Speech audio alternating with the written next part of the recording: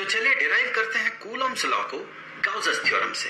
ये भी गाउसेस थ्योरम का एक बहुत ही बड़ा इंपॉर्टेंट एप्लीकेशन है। इससे पहले हमने गाउसेस थ्योरम पे बात किया है, इसे अलग अलग तरीके से प्रूव किया है और इसके कुछ एप्लीकेशंस पे बात किया है। तो उन सारे वीडियोस को यहाँ डिस्क्रिप्शन में मैं डाल दूंगा, उसके सारे लिंक्स को। तो आगे बढ़ते हैं, हम कूलम्ब्स लॉ को डिराइव करेंगे गाउसेस थ्योरम से। तो उससे पहले चलिए देख लेते हैं कूलम्ब्स लॉ ये है क्या।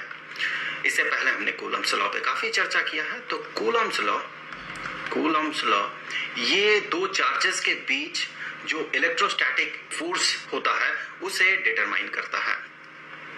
फॉर एग्जाम्पल, एक पॉइंट चार्ज अगर यहां पर है, इसका मैग्नीट्यूड अगर Q है, और एक पॉइंट चार्ज यहां पर है, इसका मैग्नीट्यूड स्मॉल लेटर q है। इन दोनों के बीच का जो डिस्टेंस है, फॉर एग्जाम्पल ये डिस्टेंस है r, थोड़ा डार्क बना दूं मैं इसे, ये है डिस्टेंस r है।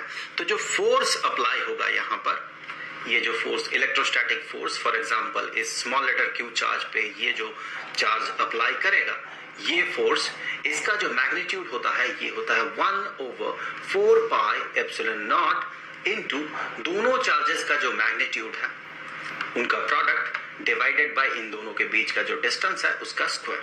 तो यहां पर देखें, दोनों अगर सेम नेचर का होगा तो फोर्स रेपल्सिव होगा, दैट मीन फोर्स का डायरेक्शन ये होगा।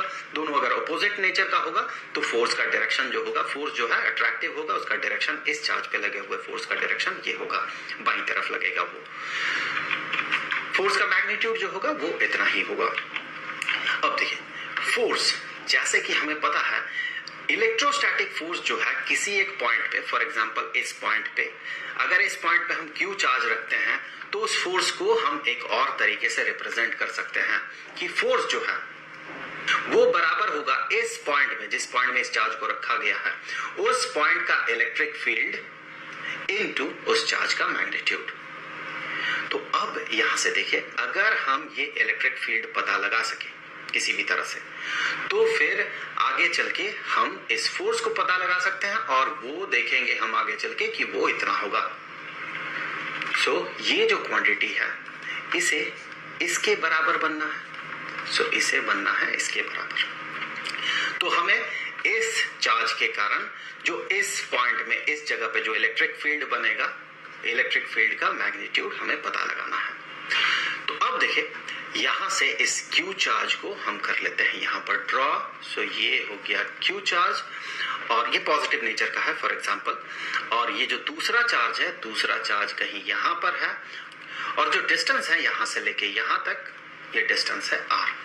हम क्या करेंगे, यहां पर पता करेंगे इलेक्ट्रिक फील्ड। इलेक्ट्रिक फील्ड कितना होगा ये हमें देखना, उसके लिए हम एक गाउसियन सरफेस ड्रॉ करेंगे। और यहाँ इस केस में देखिए, जो इलेक्ट्रिक फील्ड लाइंस होंगे वो कुछ ऐसे निकलेंगे रेडियली आउटवर्ड्स। तो हम कह सकते हैं जो गाउसियन सरफेस हम कंसीडर करेंगे वो कुछ ऐसा होगा कि हर पॉइंट में जो इलेक्ट्रिक फील्ड लाइंस हो वो उस पे नॉर्मल हो, उस सरफेस पे। तो ऑब्वियस सी बात है, हम कंसीडर करेंगे एक spherical Gaussian surface. Spherical Gaussian surface कुछ ऐसा, ताकि इसके सेंटर में जो हो ये चार्ज हो रिसाइड करे।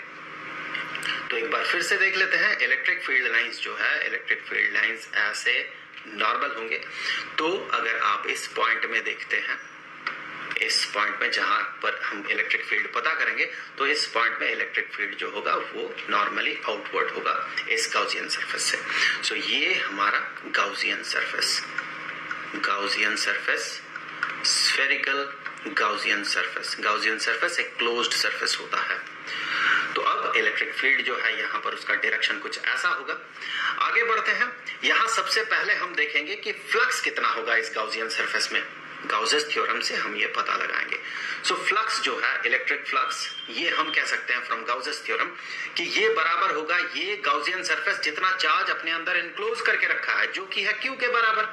सो Q डिवाइडेड बाय इस मीडियम का जो एब्सोल्यूट परमिटिविटी है। तो मोस्ट ऑफ द केसेस ये एयर होगा या फिर वैक्यूम होगा, जो भी हो ये होगा absolute permittivity of free space.